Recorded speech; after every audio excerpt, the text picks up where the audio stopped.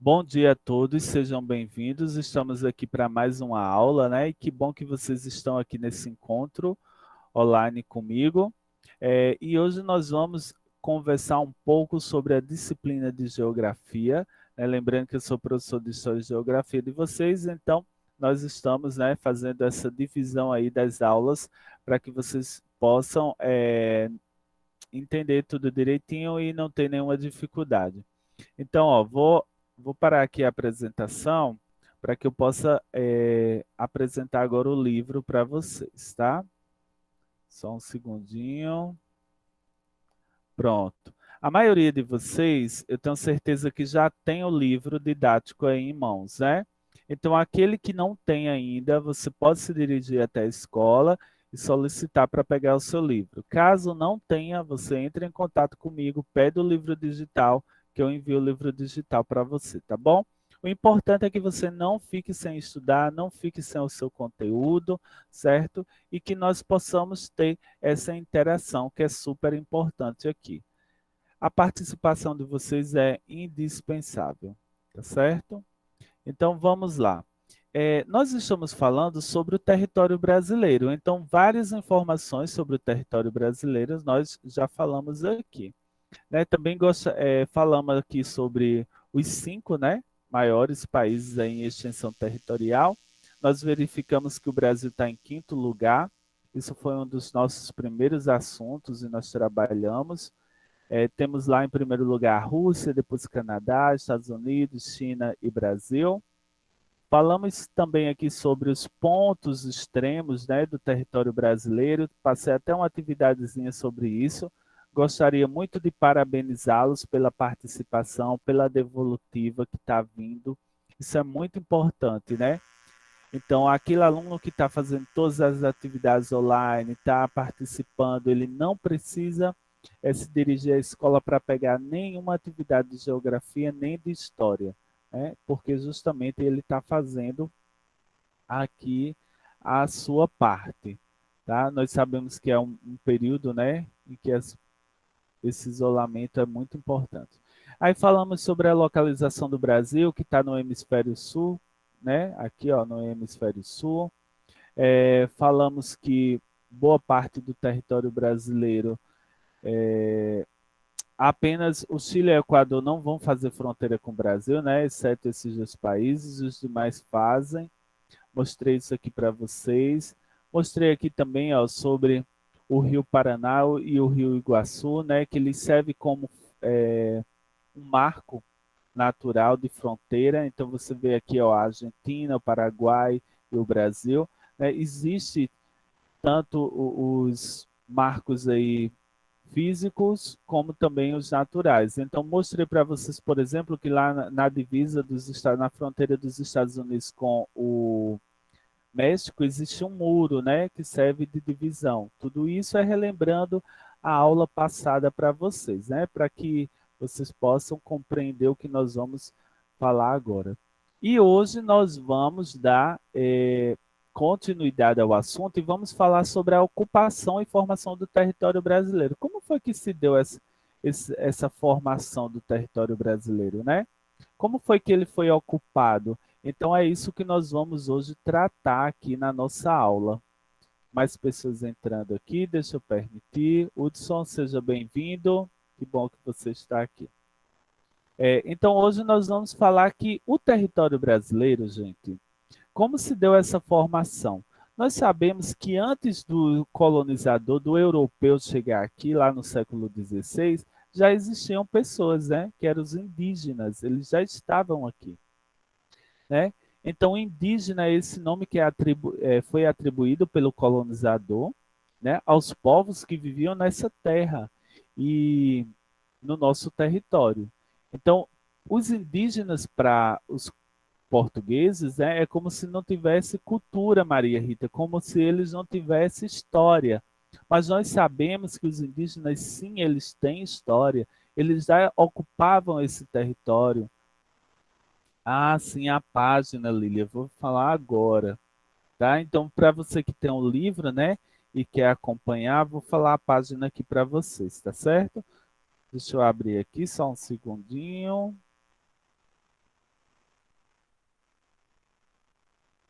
Pronto, é importante mesmo a página para que vocês possam ir acompanhando, né? A página é a página 20, tá? No livro de vocês. Página 20. Pronto. Nada, que é isso, é super importante. Então, ó, não existe um número, gente, exato da quantidade de indígenas que vivia aqui no território brasileiro na época do descobrimento, tá? Mas segundo a FUNAI, que é a Fundação Nacional do Índio, em 1500 os números eles variavam entre 1 a 10 milhões de índios, divididos aí em aproximadamente 1.000 povos. Esses povos eles apresentavam uma grande diversidade, gente, cultural, e principalmente por diferentes línguas, crenças, hábitos alimentares e até mesmo a organização social que eles viviam, né? Então nós sabemos que existiam várias aldeias. Deixa eu ver aqui, nossa colega está dizendo que foi pegar o livro. No dia que foi pegar, não veio de geografia. Ah, Yasmin, que pena. Tenta ir lá na escola novamente. Caso não tenha o livro, você fala comigo que eu envio o livro digital para você, tá bom? Você não vai ficar sem o material. Então, pergunta lá na escola. Se tiver ainda o livro, aí você pega. Se não, você pede o livro digital que eu envio para você, tá bom? Certo? A página é a página 21, tá bom? Alane, tá certo. Vai lá pegar, tá? Então, olha, nós vamos ver aqui que a população indígena no Brasil, atualmente, né? Como é que está essa população indígena do Brasil? Seja bem-vinda, quem está entrando agora. Então, de acordo com os dados do censo de 2010, ó, o governo brasileiro, pessoal, ele faz uma contagem da população brasileira. Essa contagem ela é feita de 10 em 10 anos. Então, o último censo foi lá em 2010. E o próximo deveria ter sido agora em 2020. Mas por causa da pandemia, ele acabou não acontecendo, tá bom? Acabou não acontecendo. E aí seria realizado agora em 2021, mas segundo o governo brasileiro, não tem dinheiro para se fazer o censo. Professor, mas é importante fazer o censo? Claro, super importante. Deixa eu explicar a vocês por quê. Porque através do censo, da contagem da população, o governo ele vai ter uma ideia de como as pessoas vivem, como é que elas trabalham, né? Se tem acesso à educação, saneamento básico, saúde, lazer, né? A renda de consumo. Então, todas essas informações elas vão estar disponíveis justamente a partir do censo. Então, essa pesquisa ela é muito importante, Samara, super importante. Pronto. Lília está me perguntando aqui o que é o censo. O censo, na verdade, Lília, é a contagem da população. É quando o carinha, o jovem, né, passa aí na sua casa fazendo a pesquisa. Né? Então ele pergunta à sua mãe, Lília, quantas pessoas moram aqui na sua casa? Quantas trabalham, né? Qual a renda de vocês? Então, vai fazendo todas essas perguntas e elas vão sendo. Oi, Cíntia, bom dia, seja bem-vinda. Então, todas essas perguntas, Lília, são importantes porque o governo ele vai ter uma ideia de quantas pessoas tem, certo? Quantos trabalham, quantas pessoas moram naquela residência, né? E a partir desses dados, dessas informações, Samara, eles vão conseguir, Cauã, fazer, é, pensar e planejar políticas públicas que venham melhorar a vida da população, tá bom? Então é super importante fazer o censo, que é a contagem da população. Então, no último IBGE, né? Ah, pronto, vamos Cadê? Onde é que entender. fala Vou aqui? lá, vou explicar a você, Boni, novamente. Cíntia quer falar?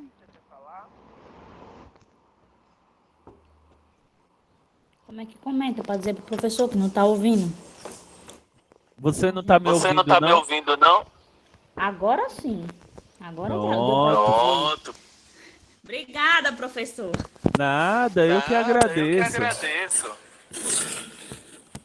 Ó, vamos lá. Então vamos agora tentar entender aí e compreender o que é o censo, né?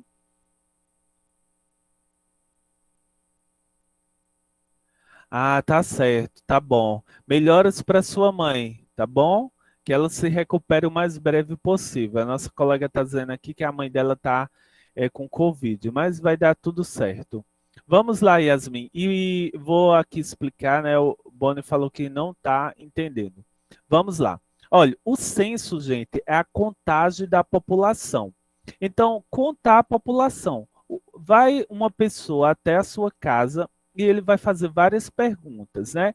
Ele vai perguntar quantas pessoas moram aqui na sua residência. Você vai dizer, por exemplo, cinco. Quantas trabalham? Aí você diz três, né? Quantos banheiros tem? Que eles perguntam até isso, né? Então eles vão fazer todas essas perguntas. Todas essas informações, elas vão passar para o governo, tá bom? E aí o governo vai justamente pensar e planejar políticas públicas. Então, a partir do censo, a partir dessa informação, o governo ele verificou que a educação em uma determinada área não está muito bem. Então, ele vai investir em quê? Em educação. Saneamento básico, que seria, no caso, acesso, né, a esgoto, a água, não tem naquela região. Vamos investir nisso daí. Então, a partir desses dados, dessas informações, né, o governo vai pensar políticas públicas para melhorar a nossa vida, a minha, a sua, do seu bairro e da sua cidade. Deu para entender? Agora ficou mais claro?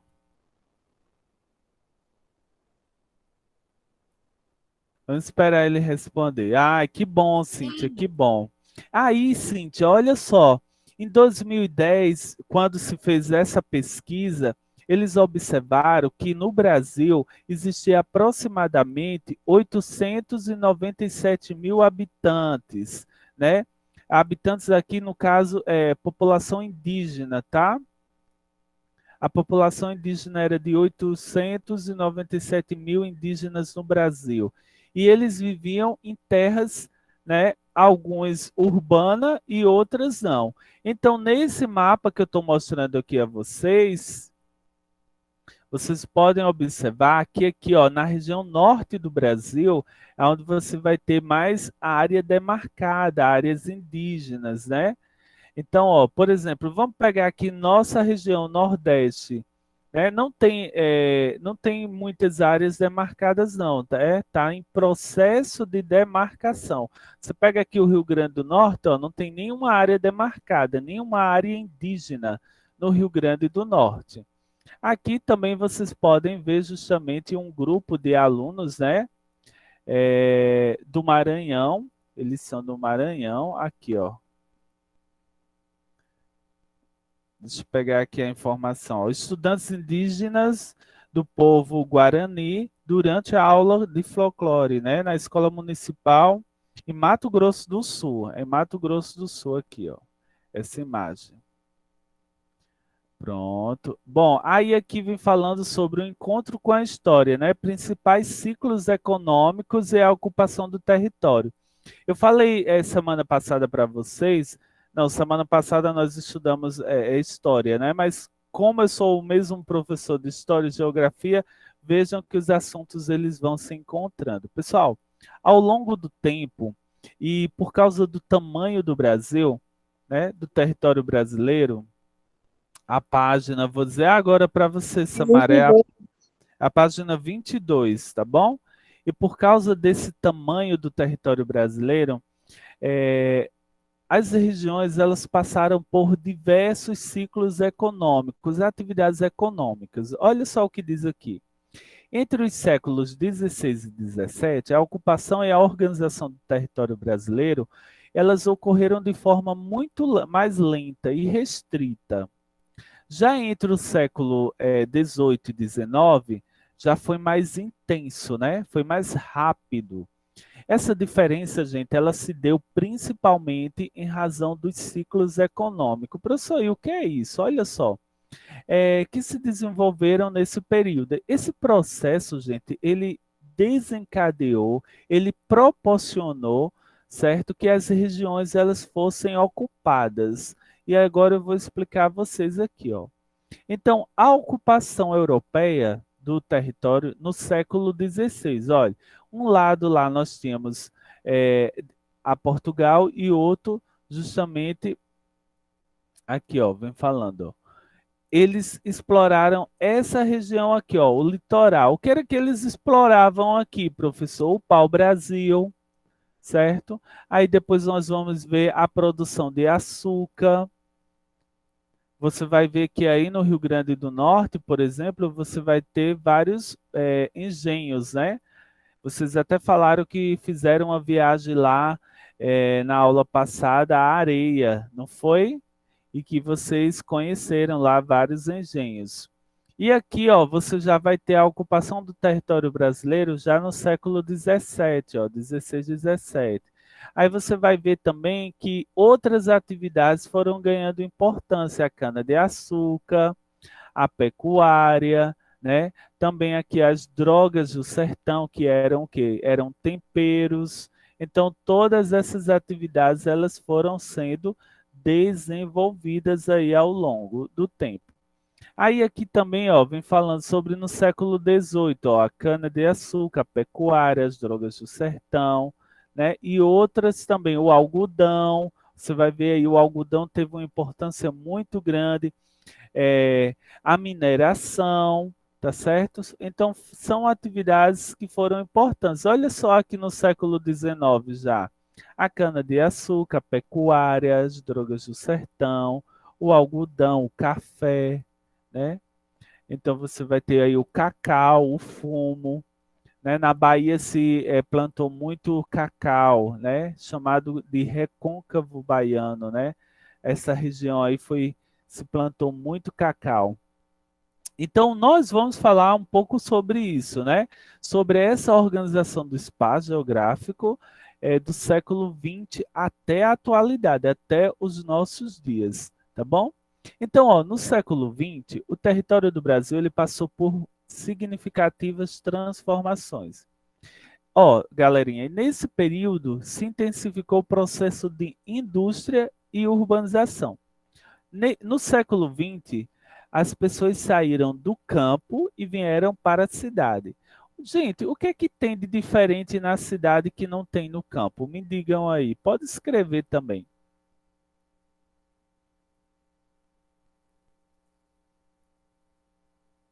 Eu tenho certeza que vocês sabem. E aí, Qual é a galera? pergunta mesmo? Ó, David, eu quero saber o que é que tem de diferente na cidade que não tem lá no campo, no sítio. Estradas, torres, Edifícios, saneamento. saneamento. É muito bom. Alguns não têm energia elétrica, né? A gente já sabe que grande parte tem, mas hospitais, isso mesmo, Juliana, parabéns. Restaurantes. Isso. Então, ó, Alane, nós vamos ver que o campo ele é muito diferente da cidade. E as pessoas, elas começaram a sair do campo e elas começaram a vir para a cidade. Professor, e essas pessoas vinham para a cidade em busca de quê? Elas vinham em busca de melhores condições de vida, né? Trabalho, saúde, educação. Então, elas vinham justamente à procura dessas oportunidades. Será se todas as pessoas encontraram, tiveram essas oportunidades? O E quê? aí, vocês acham, David, que todo mundo encontrou trabalho na cidade, moradia? Acho Não. que, Muito bem. Vá, Samara, fala. acho que não. Isso mesmo. Olha só, Eu nem também acho todos. que não. Eu Pois é, também. Alan.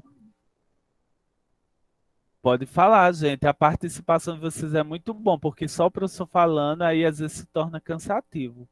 Olha só, isso mesmo, nem todas encontraram. Só que a atividade industrial, gente, ela teve uma importância muito grande para a economia do nosso país. certo? Nesse novo contexto. E um grande contingente de mão de obra foi atraído do campo para a cidade, em busca de quê? Olha só, vou até grifar aqui para vocês, ó. Em busca de trabalho e de melhores salários. Então, eles vieram em busca disso. Ampliação, gente, das vias de transporte, principalmente rodovias e ferrovias. Rodovias são as estradas, ferrovias, né, para os trens. Além de atender às necessidades da atividade industrial, também em expansão, ele proporcionou a integração, ou seja, a ligação entre várias partes do território brasileiro. E teve aí, gente, um acontecimento específico que atraiu muita gente para esse lugar, que foi a construção de Brasília, lá na década de 1960. Foi um dos fatores mais importantes que integrou as regiões do Brasil, sobretudo a região centro-oeste, onde passou a se localizar a capital federal do restante do país. Durante essa década, gente, se ampliou áreas produtivas e parte das propriedades rurais brasileiras começou a se modernizar. Professor, o que é isso? Antigamente, todo o trabalho no campo era feito de forma, né, artesanal, manual. Então, o agricultor limpava o terreno, plantava, colhia. Será se hoje também é claro que hoje as pessoas trabalham dessa forma, mas aquelas grandes fazendas que plantam muito, grandes propriedades de terra, será se elas utilizam só a mão de obra lá do agricultor? Não. O que é que ela utiliza para agilizar esse processo? Máquina. Muito bem, gente. Eles utilizam as máquinas, né? Então você tem lá o trator para limpar a terra, a planta para plantar, para colher, né? Então você vai ter as máquinas aí que vão ser utilizadas no campo. Ó, deixa eu mostrar aqui a vocês, ó. Máquinas sendo usadas no campo. Vou mostrar aqui a vocês, ó, algumas imagens aqui para você. Olha só, tá vendo? Então, ó, são máquinas assim, ó, imensas, né? Que vão justamente proporcionar ali a colheitadeira, né? Gigantes. Fazendo a colheita. Então, esse trabalho que seria feito por vários trabalhadores rurais, ele acaba sendo feito apenas por uma pessoa, né? E pelas máquinas que são utilizadas aí. Então, ó, você vai ter vários tipos de máquinas, né? Você pode verificar aí. Então, aqui vai plantar, aqui vai colher, tá vendo? Então, essas máquinas, elas são muito importantes no campo. Então, o campo, gente, ele começou a se modernizar. E aí também a gente vai ver a atividade, né, o desenvolvimento das monoculturas. Professor, e o que danado é monocultura? Né? São grandes cultivos de um único produto. Então você planta lá só soja, cana-de-açúcar, né? O milho em grande quantidade. Então esse mapa que nós vamos ver agora abaixo vai representar as principais características dessa organização, certo? E nós vamos observar que várias atividades aqui são desenvolvidas, né? Eu vou ampliar aqui esse mapa para que vocês possam ver melhor, tá bom? Deixa eu centralizar aqui ele, ó. Então, ó, agropecuária, ó, toda essa área aqui, ó, agropecuária, né, predominantemente comercial. Aqui nós vamos ter, ó, a agropecuária predominantemente de alto consumo aqui, ó, pegando Mato Grosso, Tocantins para o consumo, né? Aqui, ó, comércio diversificado de serviços. Você pega aqui São Paulo, Rio de Janeiro, né, Belo Horizonte, aqui Salvador, ó, as cidades aqui do Nordeste, Natal, João Pessoa, Fortaleza. Comércio e serviços e indústrias em expansão, né? Esse roxozinho aqui. Atividade extrativista, toda essa região norte do país aqui, ó, justamente por causa da floresta amazônica. Professor, e o que é atividade extrativista? É aquilo que se extrai, né, da floresta, né, para você utilizar. Então, vamos lá. O cucubabaçu, o açaí. Você não precisa estar derrubando a árvore, né? Você tira o fruto e você depois utiliza. Então veja aí, gente, que vou dar uma diminuída aqui. Essas atividades aí super importantes. Então, ó, nós vamos ver que a organização do espaço geográfico brasileiro, ela é dinâmica e ela vem passando por essas alterações aí ao longo do tempo. Então, o centro-oeste e norte do país, nós podemos verificar mudanças mais recentes, justamente como a expansão da atividade agropecuária. Ó, veja que você tem aqui a mata, né? E o rio, mas a lavoura ela vai avançando, né? É o avanço da fronteira agrícola. E também, ó, você vê aqui várias, ó, essa imagem aqui, você vê construções, né? E você vê também as plantações. Então vai aumentando aí, tá certo? Vamos passando aqui. Pronto, aqui é uma atividade.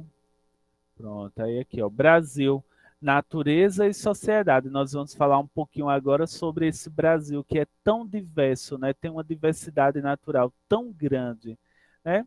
Lembrando, gente, que sétimo ano nós vamos falar tudo sobre o Brasil, tá bom? Vamos estudar as regiões, vamos estudar a região Nordeste, aí a nossa região, né? Do Trairi. Vamos falar muita coisa sobre o Brasil.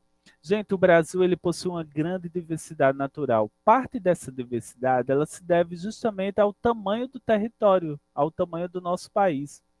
E nós vamos verificar que existem diferentes tipos climáticos que nós vamos encontrar, e esse clima ele também tem a ver com o relevo, com o solo, né, com a rede hidrográfica.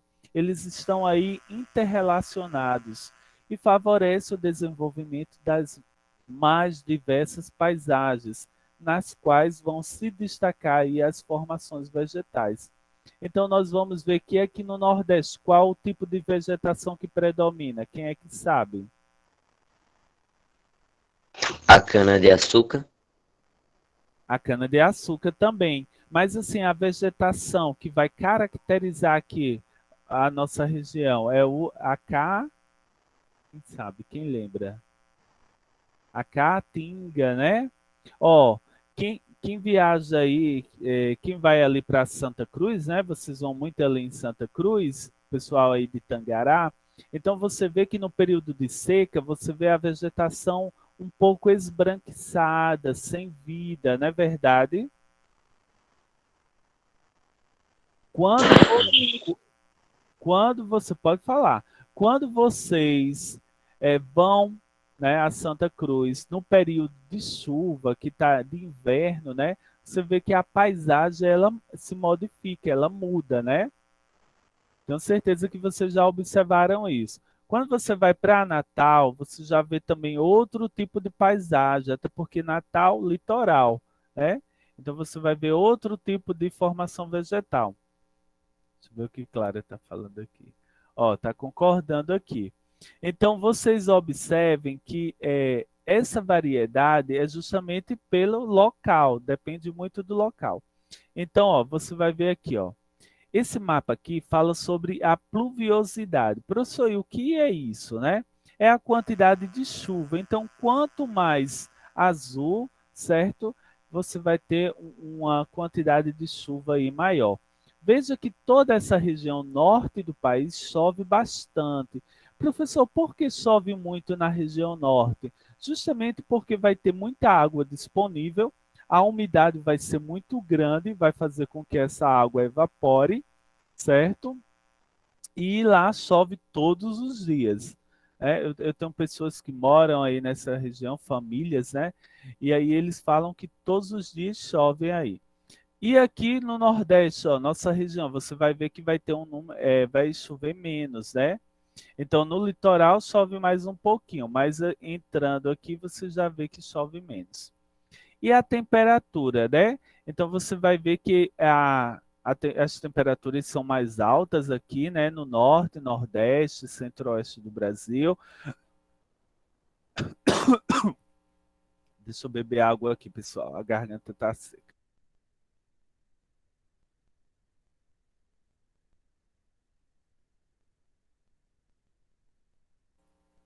Pronto, vamos lá.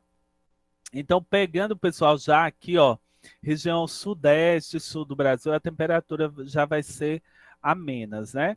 Então, se você pegar aqui a região sul do Brasil, ó, Rio Grande do Sul, Santa Catarina, Paraná, são regiões bastante frias, né? No inverno chegam até nevar em algumas localidades. Então, nós vamos ver justamente essa diferença aí. Outra informação importante que eu quero mostrar para vocês é justamente a formação vegetal, né, do Brasil. Ó. Formação vegetal no Brasil. Então, você vai ver aqui, por exemplo, ó, a floresta amazônica, aqui, ó, boa parte do território. Você vai ver aqui, ó, floresta tropical aqui, justamente nessa região. Você vai ver aqui, essa floresta tropical aqui também é conhecida, tá, gente? Aqui, ó. Vamos ter, deixa eu ver, ó, a vegetação litorânea aqui, ó. Esse roxinho aqui, também conhecido como Mata Atlântica, tá bom? Olha aqui, ó, a caatinga. Veja que ela predomina aqui na nossa região, ó. Vamos pegar aqui o Rio Grande do Norte, né, ó. Boa parte do território do Rio Grande do Norte, da Paraíba, que é onde eu moro, do Pernambuco, do Ceará, do Piauí. O Piauí é interessante, ó, que você vai ter aqui a caatinga, mas você também já vai ter a Mata dos Cocais, né? Mata dos Cocais e vai ter também o Cerrado, né? Não, a Mata dos Cocais vai ser aqui no Maranhão. Desculpa, pessoal, pegando aqui no Maranhão, tá? Então veja os tipos de vegetação. Aqui, ó, Rio Grande do Sul, Santa Catarina, Paraná, nós vamos ter a Mata das Araucárias, né? Que é típica aí dessa região. Vamos ter aqui no Mato Grosso do Sul, Pantanal, né? Mato Grosso do Sul. Então veja que também a vegetação ela vai sendo diferente e ela tem muito a ver com o relevo e o clima dessa região. A primeira que nós vamos falar é sobre em que cidade eu moro, né, Samara? Eu moro aqui em Campina Grande, ela fica a 160 quilômetros aí de Tangará, tá certo? Aqui na Paraíba. Eu já fui aí, em Campina Grande. Ah, já, né? Muito bom aqui de se morar também, tá certo? Mas eu sou natural aí do Rio Grande do Norte, de uma cidade que talvez vocês já ouviram falar, Pau dos Ferros, não já? Ó, já, Alan, já ouvi falar. Pronto, eu nasci lá, mas eu moro aqui desde os 6 anos, então eu me considero um pouco paraibano também, tá, gente? Ah, seu pai trabalhou lá, né? Ah, legal, Alane. Vamos lá, então, galerinha, ó, dando continuidade aqui, o primeiro que nós vamos falar um pouco é sobre a floresta amazônica, né? Na floresta amazônica, nós vamos encontrar um clima quente e úmido e ela vai apresentar uma grande biodiversidade. Olha só, por volta de 13% dos tipos de plantas conhecidas atualmente no mundo, ela ocupa 49% do território brasileiro e ela é composta de árvores de porte pequeno, médio e grande. E as de grande porte, elas chegam a ultrapassar 40 metros de altura. Veja como essa floresta é densa, né? Aqui, ó, nós temos a vista aérea da floresta amazônica aí em Manaus. Essa foto é de 2016. Eu queria destacar para vocês que é um bioma também muito, vamos dizer assim, atacado, justamente por causa da extração de madeira, né, a derrubada de árvores, também por causa da mineração, certo? A gente sabe que tem muitos minérios, né, nessa região, pela criação de gado também, existe o avanço da fronteira aí, da pecuária e também da fronteira agrícola. Então, é necessário se preservar a Amazônia, né? De 2019 para 2020, precisamente mais em 2019, vocês viram todos aqueles incêndios, né, que ocorreram lá na Amazônia, também lá no Pantanal, e aquilo trouxe um prejuízo muito grande, né, porque a quantidade de árvores que foram queimadas, né, os animais que morreram ali, e a natureza ela leva um tempo para se recuperar, né? Não é do dia para a noite, de um dia para o outro, né? Leva aí em torno de 30, 40 anos. Então, olha só esse tempo todo para a natureza se recuperar. Então, é importante que nós tenhamos cuidado, que nós venhamos a preservar e cuidar desse nosso planeta, que nós só temos esse, né? Que eu saiba, ninguém está lá em Marte ainda viajando, não. Então, é importante todo mundo cuidar do planeta. Olha só, ainda vai dar tempo, agora que são 9h40 aqui, ainda temos um tempinho. O outro é a floresta tropical, gente. Olha só, e também conhecida aí como Mata Atlântica, né? A floresta tropical, ela se desenvolve em uma faixa que se estende do litoral do Nordeste ao litoral sul do Brasil. É com uma largura variável, ora aproxima-se do litoral, ora adentra o interior. Em sua extensão litorânea recebe o nome de Mata Atlântica também. Eu tenho certeza que vocês já ouviram falar mais sobre Mata Atlântica. E essa formação vegetal ela recebe influência dos ventos úmidos, que vem de onde? Do oceano, e vai abrigar uma grande quantidade de bromélias, né, orquídeas e samambaias. Aí nós temos uma imagem que mostra justamente, né, a Mata Atlântica, que, olha só, gente, só resta em torno de 12%, né? Ela foi muito explorada, foi quase que totalmente destruída. Ali na cidade de Areia tem a Mata do Pau-Ferro. Eu não sei se vocês já ouviram falar. Alguns de vocês até já visitaram. Vocês já me falaram isso. E lá é bem interessante porque é um resquício de Mata Atlântica, né? Então, quando você adentra a floresta, você já sente ali o tempo, né? O clima muda naquela localidade. Bom, agora eu vou falar aqui sobre outro tipo que eu tenho certeza que vocês estão acostumados com essa paisagem, né? Vocês viram aí, né? A Caatinga, gente, ela ocupa uma área de aproximadamente 11% do território brasileiro. Suas formações vegetais elas são adaptadas às condições do clima semiárido que existe nessa região. Entre as diversas espécies que compõem aí a flora da Caatinga, estão algumas plantas arbustivas de raízes profundas, que vão possuir espinhos, né? Mecanismo que auxilia aí na manutenção em razão da falta de água do ambiente, né? Então, ó, agora está muito em alta os cactos, né? Por causa da Juliette lá do BBB. Então, você vê que é justamente uma planta, né? Justamente da Caatinga. E é interessante, pessoal, aí, porque durante a seca, né, a vegetação caatinga ela perde sua folhagem. Por que, professor, acontece isso? Ela também fica conhecida como mata branca. É um mecanismo para que ela não venha perder água, certo? E ela sobreviva a esse período de estiagem. Então, ela perde sua folhagem. Quando volta a chover, que o solo fica úmido, né? Aí ela brota novamente, porque as plantas também elas perdem água, né? Elas através do processo de fotossíntese, né? Então acontece isso daí. E com certeza vocês estão bem mais acostumados aqui com essa paisagem da Caatinga. Vamos ter também o Pantanal. Olha só, o Pantanal ele se desenvolve em uma grande área de planície.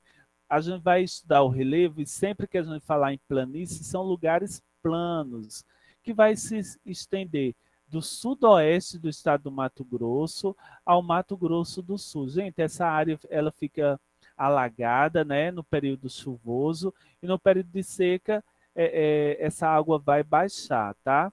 Então você vê aí que é muito legal, o Pantanal é super importante, vai ter uma variedade de espécies vegetais, né, e animais que você só vai encontrar aí nessa região, tá bom? Então aqui vem dizendo, ó, esse bioma abriga uma grande variedade de espécies vegetais, como plantas típicas de formações da floresta amazônica, do cerrado e até mesmo da caatinga, né? O ipê roxo é um deles, e a árvore símbolo da vegetação do Pantanal, é a árvore símbolo. A mata das araucárias nós só vamos encontrar na região sul do Brasil. Vai predominar o clima subtropical. Essa formação vegetal ela é marcada pela presença da araucária ou pinheiro do Paraná, árvore alta que pode atingir até de 10 a 35 metros de altura, com folhas longas e pontiagudas. Ela tem tipo como uns espinhos, né? Eu já tive a oportunidade de ir até a região sul do Brasil e conhecer essa vegetação, muito linda também.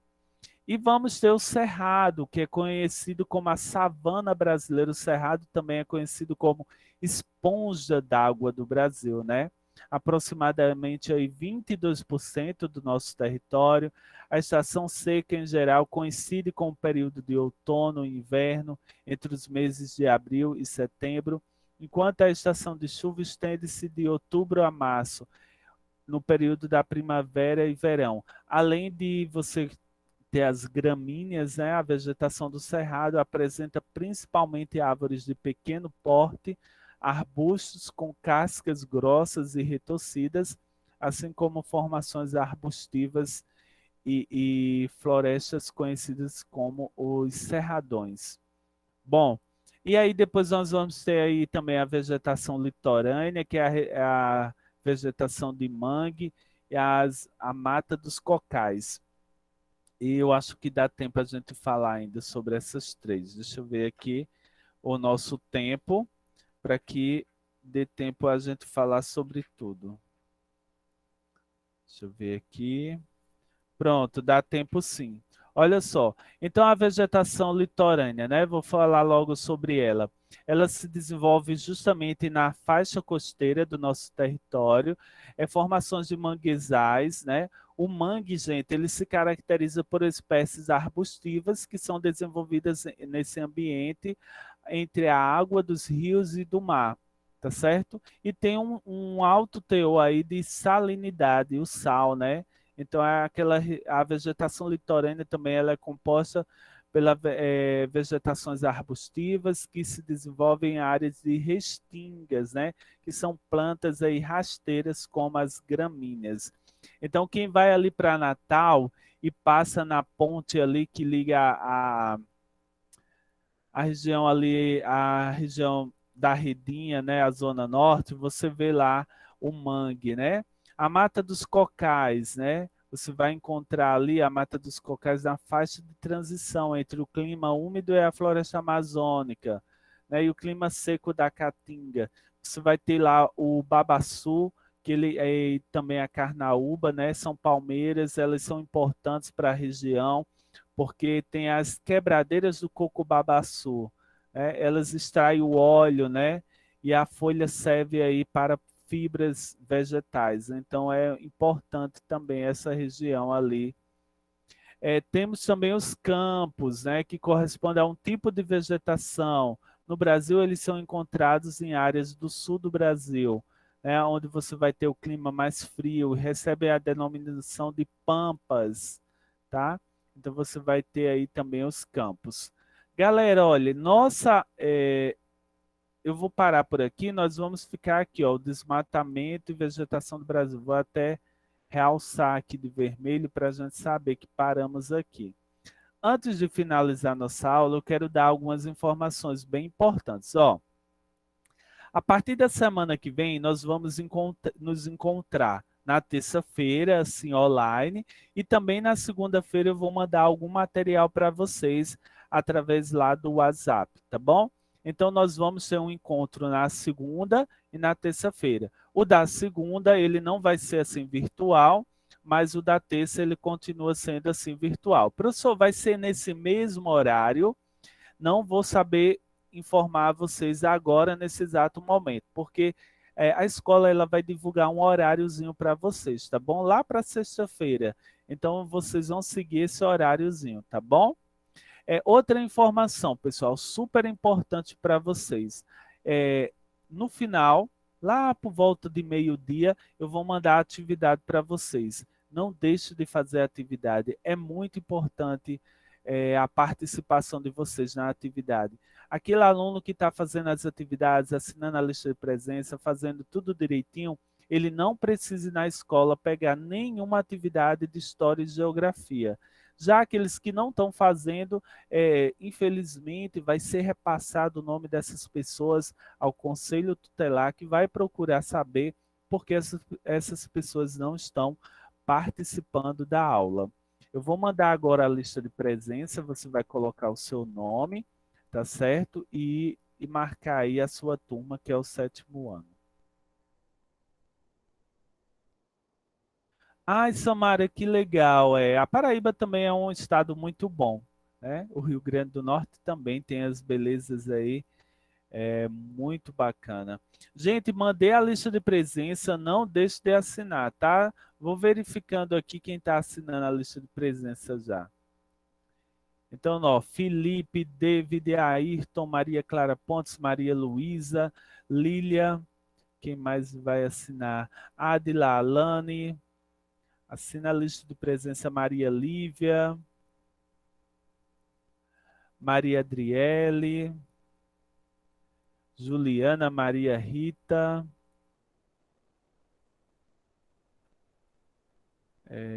Maria Rita Samara também já assinou,